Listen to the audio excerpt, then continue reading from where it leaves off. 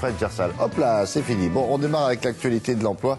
Depuis le 1er janvier 2010, vous ne le savez peut-être pas, toutes les entreprises employant au moins 50 salariés doivent avoir établi un plan d'action sur l'emploi des salariés âgés.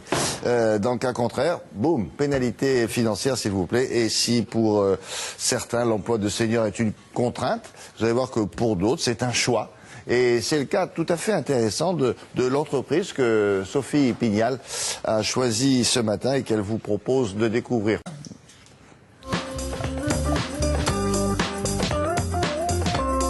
Nous avons démarré dans un petit local de 200 mètres carrés, nous étions une trentaine de salariés. Aujourd'hui, nous venons d'ouvrir un nouveau site de 150 positions de travail, que des CDI. D'habitude, les centres d'appel, on les trouve dans les zones industrielles ou dans les pays étrangers. Eh bien, celui que nous allons visiter ce matin a décidé de s'implanter ici, à Nice, à 2 pas de la promenade des Anglais.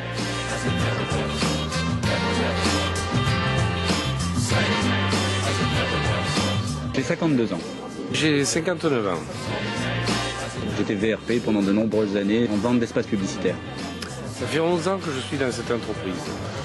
Donc là, avec la campagne sur laquelle on va travailler ce mois-ci, nous sommes allés chercher de la compétence. Les seniors ont un vécu d'entreprise et ça nous intéresse. Pour pouvoir attirer ces profils plus, on a été obligé d'imaginer un contrat de travail. Le salarié a la possibilité toutes les semaines de choisir ses horaires de travail pour la semaine suivante.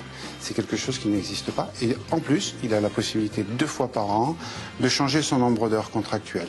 J'ai besoin de consacrer un petit peu plus de temps à ma famille ou à mes loisirs. Je passe de 35 à 25 heures ou à 30 heures. C'est unique en France.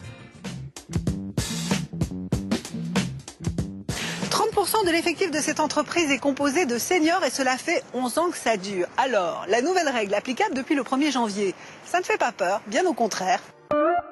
La loi de financement de la sécurité sociale demande aux entreprises soit de recruter des seniors de plus de 50 ans, soit de maintenir en emploi des seniors de plus de 55 ans.